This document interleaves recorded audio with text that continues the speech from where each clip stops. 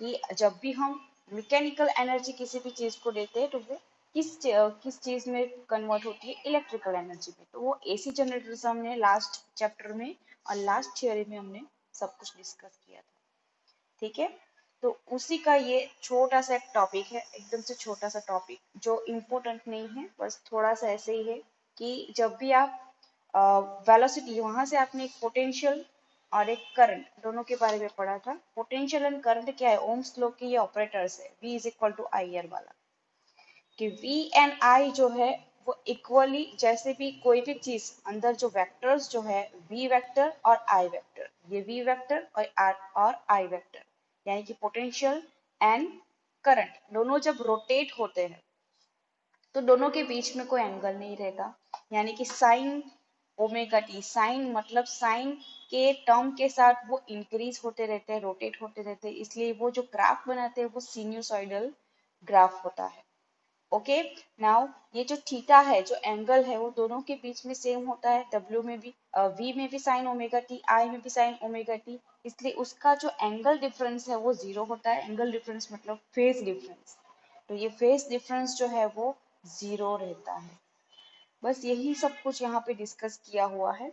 Then after यहाँ पे I M sine omega T और V M sine omega T दिखाया है। देखो ये एक ग्राफ है, आप देख सकते हो क्लियरली, ये एक ग्राफ है।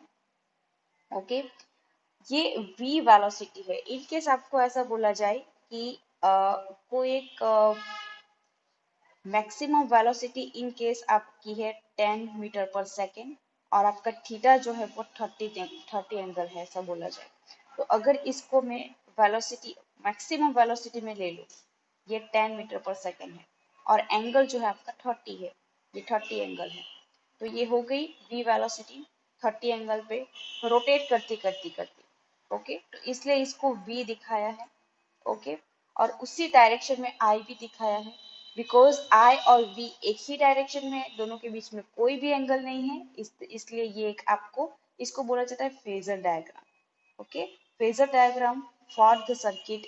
ओके, एंड ये जो आपको दिखाया है वो एक सिन्यूसॉइडल कर्व है, कि V जो है वो थोड़ा सा इंक्रीज होता है, because Im is equal to क्या होता है, Vm अपॉन √2, ये हमने प्रूव किया था। ठीक है, इसके आगे के थियोरी पे 7.2 में हमने प्रूव किया था कि I M is equal to V M upon √2, यानी कि वीएम जो है वो बड़ा है, इसलिए वीएम का ग्राफ हम थोड़ा सा बढ़ा देते हैं, सिन्यूसॉइडल।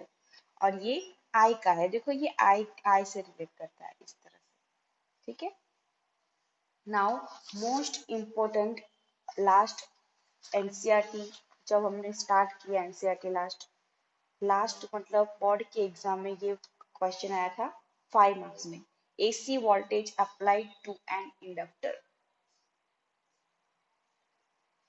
ओके, ये जो थियरी है AC voltage applied to an inductor, इसके इसके जो आगे के लेक्चर, प्रीवियस लेक्चर में हमने ये एक ईएमएफ और इंडक्टर की जगह पे हमने रेजिस्टेंस लिया था, आपको याद ना हो तो मैं आपको दिखाती हूँ, ये वाला देखो 7.2, ये इंडक्टर, ये रेजिस्टेंस लिया था। ओके, जिसमें पावर हमें 0 मिला था और ये वाले इक्वेशन मिले थे, I is equal to I M sine omega T, then after v is equal to V M sine omega T, ये सारे इक्वेशंस हमें मिले थे, आपको याद हो तो।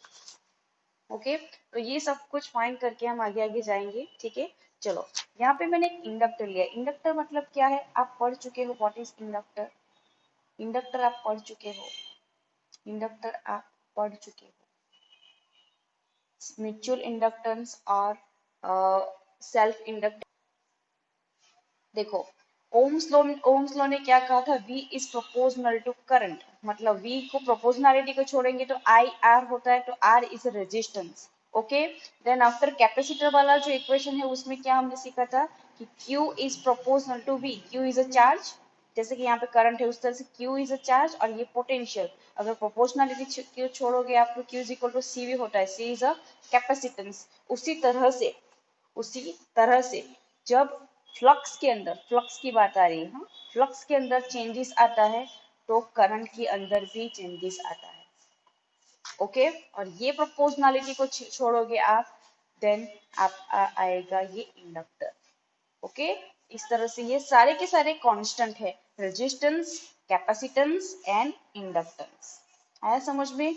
उसी का एक इंस्ट्रूमेंट इंडक्टर जो है, जो इस तरह से ऐसे करके एक कॉइल होती है। ये कॉइल में हमने क्या किया है, इस कॉइल कॉइल के अंदर नंबर्स ऑफ टर्न्स होते हैं और इस कॉइल को हमने यहाँ पे कनेक्ट किया है। ओके, और उस वाले इक्वेशन में हमने ये फाइंड किया था, आपको याद है? ये वाला फाइंड किया था, यही है आपका। देखो, फ्लक्स के अंदर नबीला नयन फ्लक्स के अंदर चेंज आता है तो करंट के अंदर भी चेंजेस आता है। फ्लक्स के अंदर टाइम के रिस्पेक्ट में फ्लक्स के अंदर चेंज आता है, तब क्या इंड्यूस होता है नयन नबीला? ईएमएफ इंड्यूस होता है। क्या इंड्यूस होता है? ईएमएफ इंड्यूस होता है। मतलब कि अगर D phi by D T की जगह पे आपको लिखना हो तो आप क्या लिख सकते हो? ईएमएफ। जो देखो मैंने यहाँ पे लिखा है ईएमएफ, ई, और प्रोपोर्शनलिटी सिंबल को मैंने छोड़ा है L, and D I by D T also D I by D T. EMF is also known as a voltage difference। ये भी वोल्टेज लेता है, ये भी वोल्टेज लेता है, तो मैंने डायरेक्टली लिखा है V is equal to L D I by D T. आपके टेक्स्ट बुक में ये क्वेश्चन डायरेक्टली दिया है, डायरेक्टली ये क्वेश्चन दिया है, आप देख सकते हो। Okay, page number,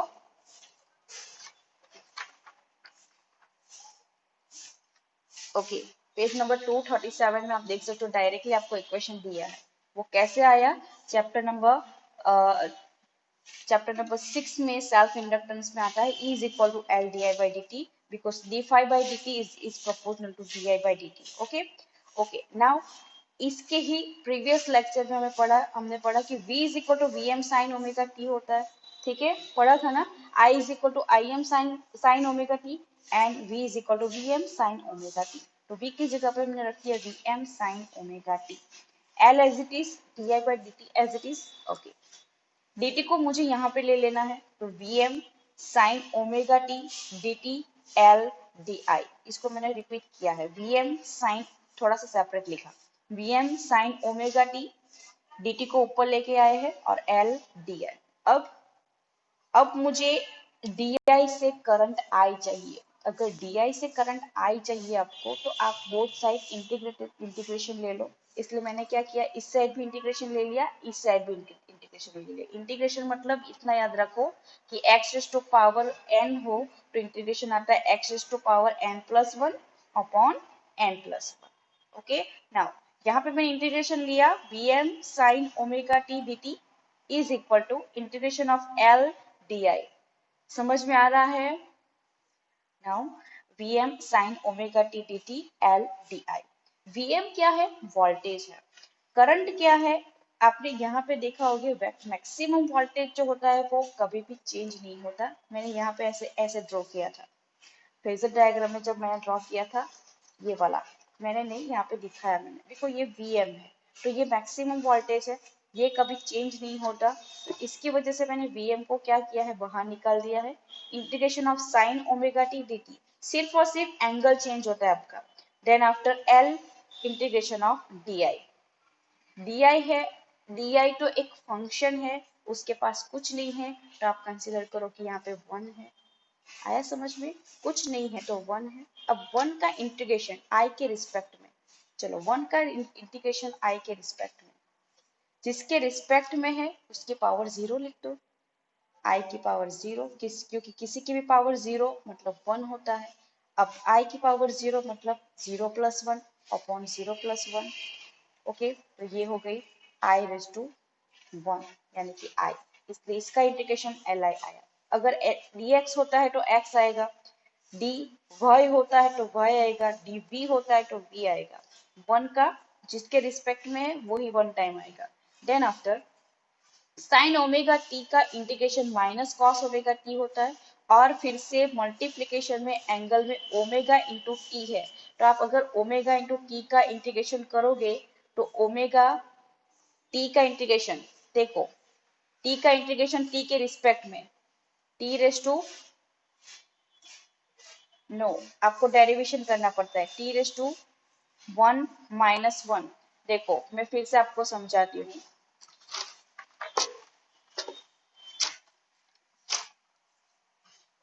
sign 7x, okay, sine 7x।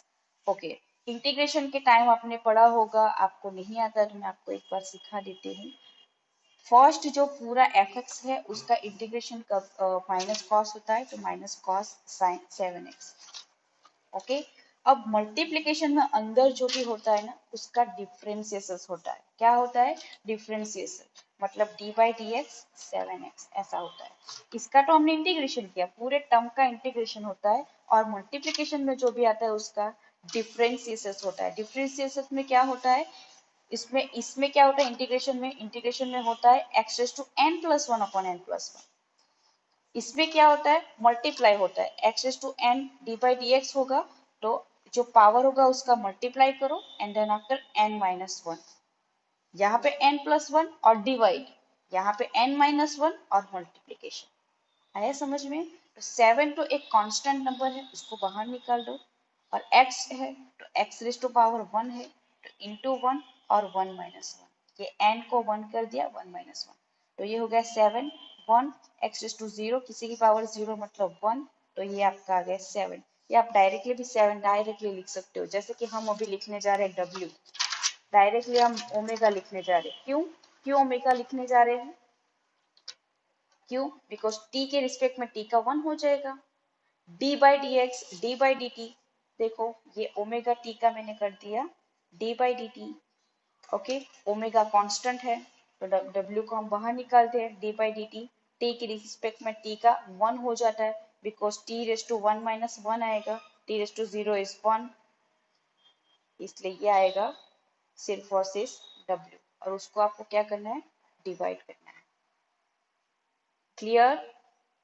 Clear हुआ? ओके, फर्स्ट ऑफ ऑल मैंने क्या किया, ये इक्वेशन ये वाला पुट किया, आई को सब्जेक्ट बनाया, I is equal to we M cos omega T, L को नीचे लेकर गई डब्ल्यू एल।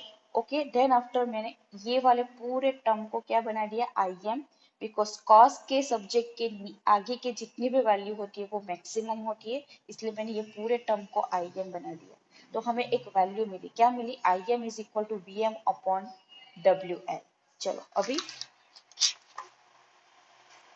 यहाँ पे आप देख सकते हो कि Vm साइन ओमेगा टी है। वोल्टेज और करंट की बातें होती है यहाँ पे, वोल्टेज का जो एंगल है वो साइन है, बट करंट का साइन जो एंगल है वो कॉस है। तो ग्राफ कैसे ड्रॉ करेंगे हम साइन और कॉस से? तो हम एक काम कर सकते हैं, इसको हम कन्वर्ट कर सकते हैं साइन में। तो हमारे पास एक आइडिया है ट्रिग्नोमेट्री के थ्रू कि पाई बाई टू के साथ आप मल्टीप्लाई माइनस करोगे तो वो साइन में कन्वर्ट हो जाएगा। तो मैंने यहाँ पे किया है, देखो, sign omega t minus pi by to, sign omega t minus pi by to, तो ये कॉस जो है वो साइन में कन्वर्ट हो गया। आया समझ में? ये आपका v M sine omega t, इसको मैच करने के लिए मैंने ये किया है, बिकॉज आगे जाके आपको फेजर डायग्राम जो कि 1.5 मार्क्स उसका आता है, ओनली फेजर डायग्राम का। ठीक है, तो इसलिए मैंने क्या किया, इसको साइन में कन्वर्ट कर दिया माइनस पाई बाई टू के साथ। ओके, एक वैल्यू आपको मिली, I M is equal to V M upon W L, जो कि हमने ये मैक्सिमम को हमने बनाया है आई एम। ठीक है, ये क्या है? Resistance offered by the inductor. ये पूरा जो है वो क्या है? रेजिस्टेंस है। आया समझ में? ये पूरा जो है वो रेजिस्टेंस है, इसलिए आप ऐसा लिख सकते हो, I M is equal to V M upon are.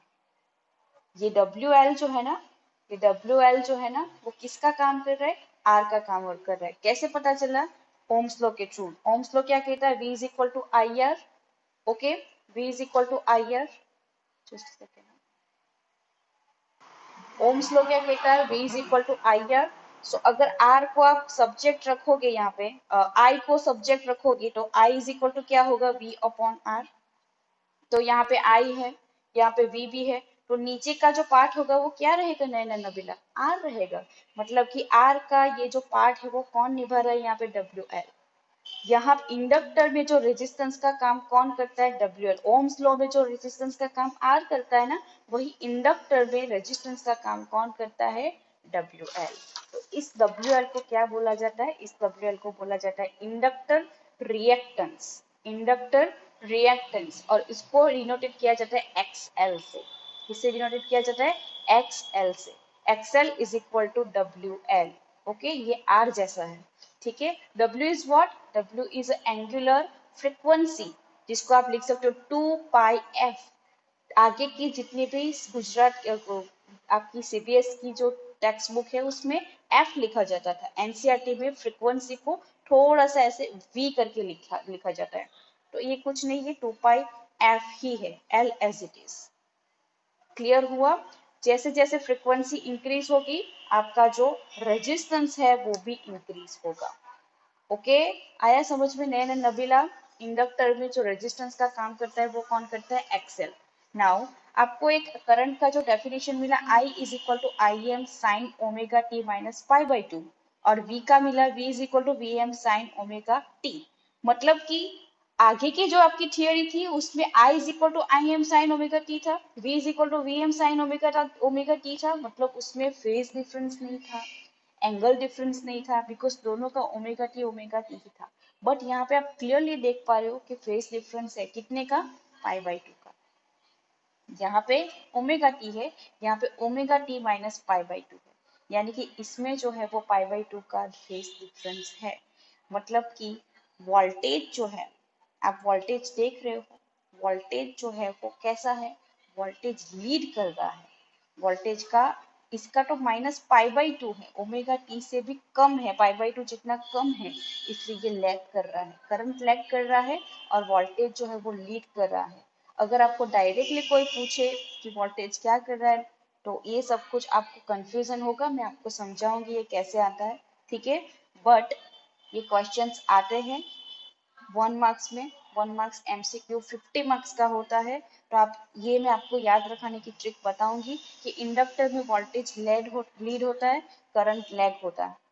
Okay, ये मैं आपको याद रखने की ट्रिक बताऊंगी, ठीक है? यहाँ तक ये कंप्लीट हो गया। उससे आपको अब क्या ड्रॉ करना है? Phase diagram, most important phase diagram. चलो फेज डायग्राम कैसे ड्रॉ करते हैं? तो आपको क्या करना है, एक करंट ले लो, एक करंट का एरो ले लो और एक वोल्टेज का ले लो।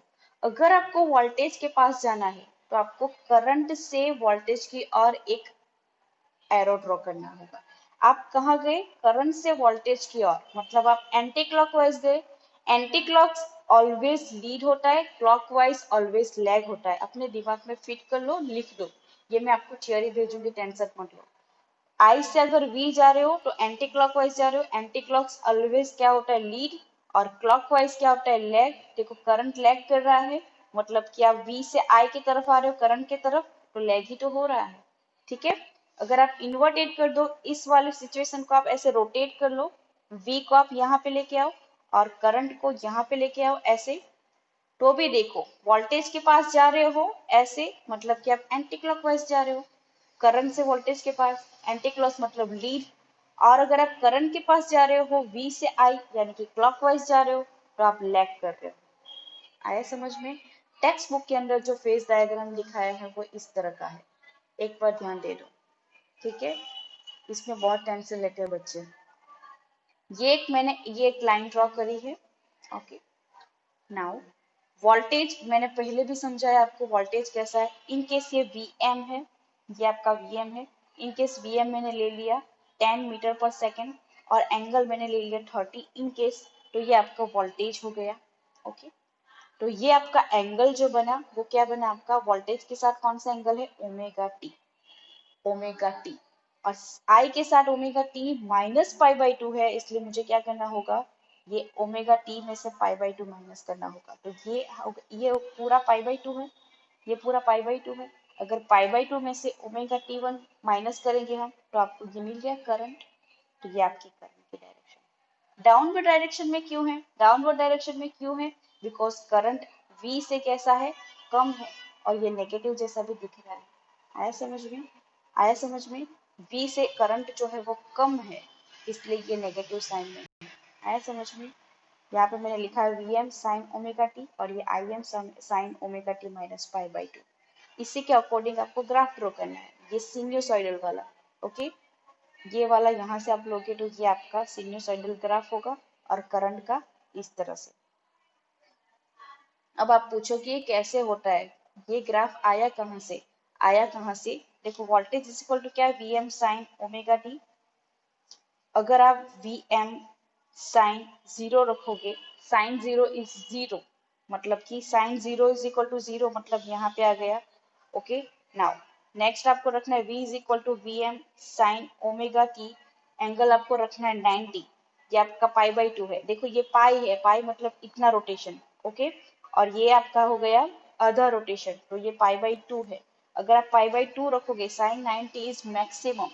ओके, मैक्सिमम होता है, 1 होता है, 1 होता है ना, साइन 90 इज 1, तो ये 1 हो जाएगा। तो v इज इक्वल टू आपको क्या मिला, वी एम मैक्सिमम क्या कहाँ पे रहेगा, अपर पॉइंट पे, इसलिए ये यहाँ पे पाई बाई 2 पे ये आया।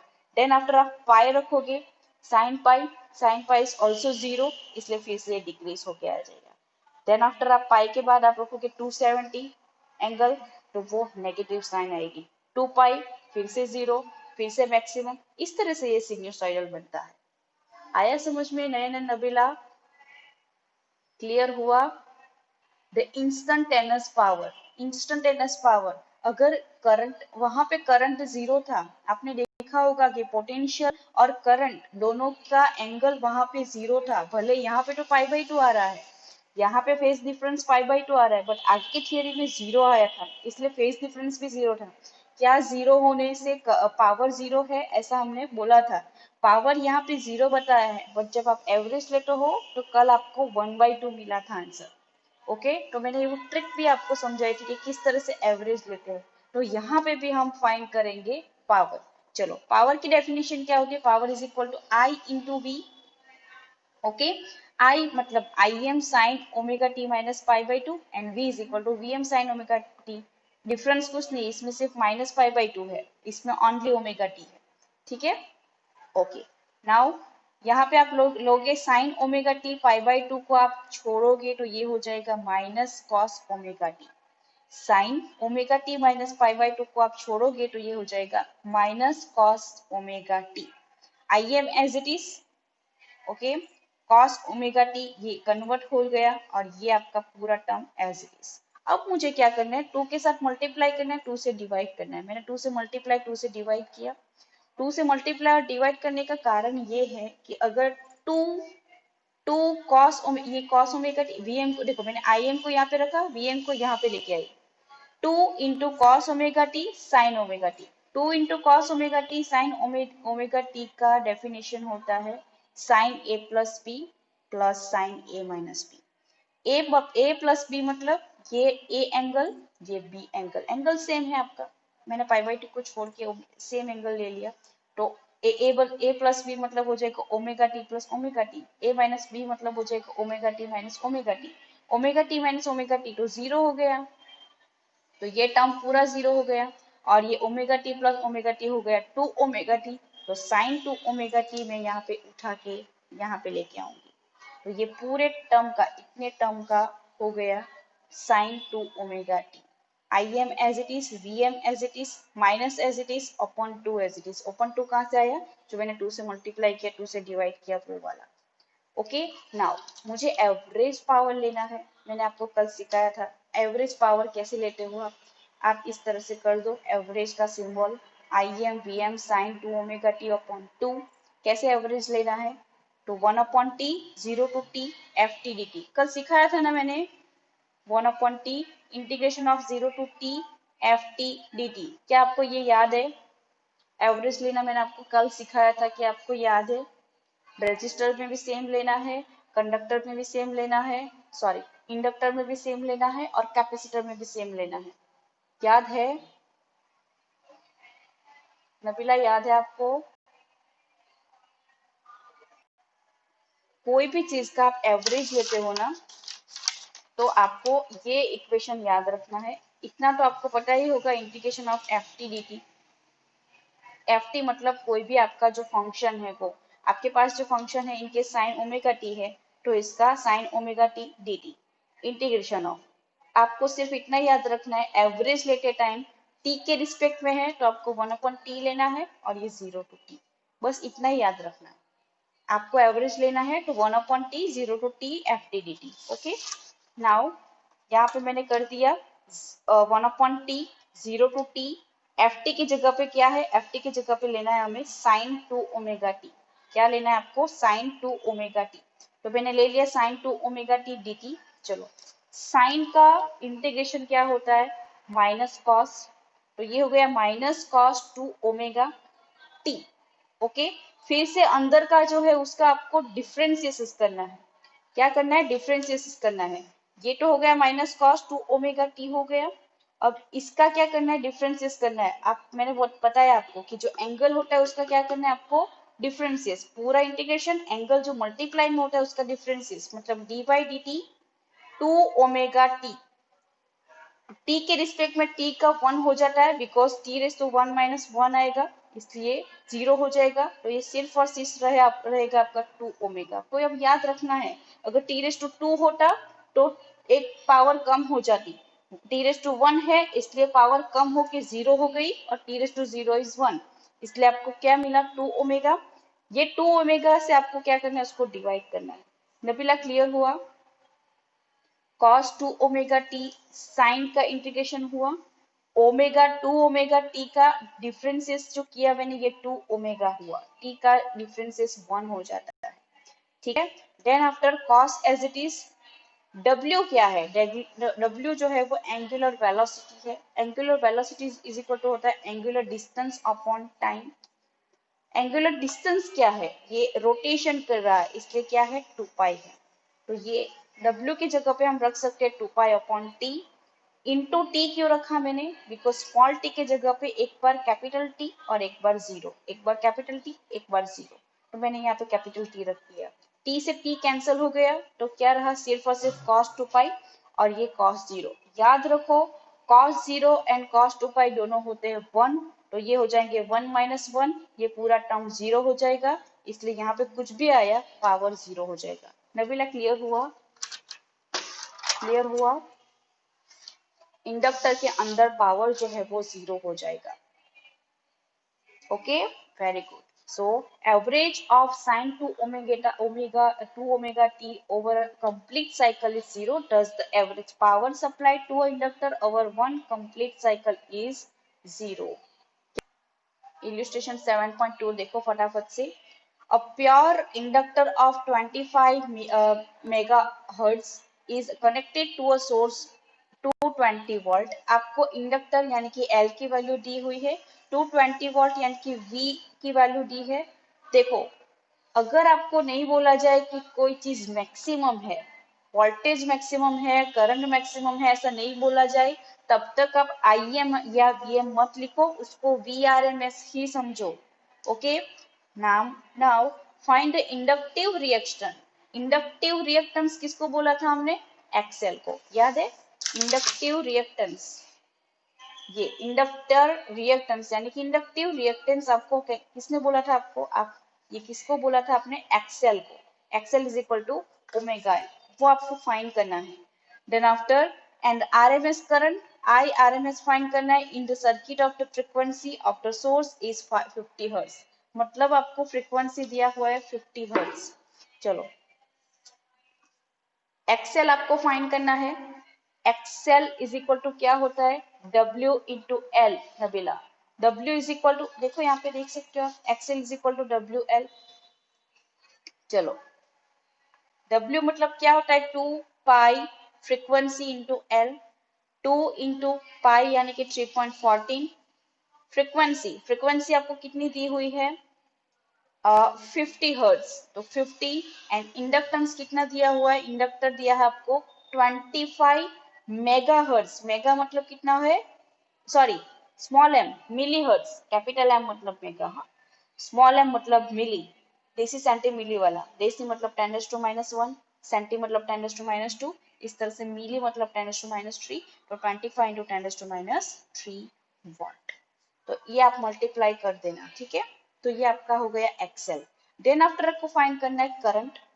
तो करंट IRMS, करंट की डेफिनेशन ओम्स लॉ के थ्रू क्या होता है, V is equal to IR। But inductor के अंदर देखो, करंट को सब्जेक्ट बनाते हैं पहले, V अपॉन R। कंडक्टर के अंदर R की वैल्यू क्या होती है, R की वैल्यू होती है एक्सेल। मैंने पहले ही बोला था कि जो ओम्स लॉ में R होता है, उसी तरह से कंडक्टर के अंदर R कौन एकदम से क्रिएट करता है, R इज इक्वल टू ये WL, WL को हमने क्या रखा था, एक्सएल। ठीक है, तो यहाँ पे हम रखेंगे एक्सएल, R की जगह पे क्या रखेंगे हम, V अपॉन एक्सएल। तो एक्सएल की वैल्यू आपको पूरी यहाँ से मिल जाएगी, उसको V के साथ डिवाइड करना, V आपको दिया हुआ है कितना, 220 वोल्ट। नबीला कर पाओगे आप?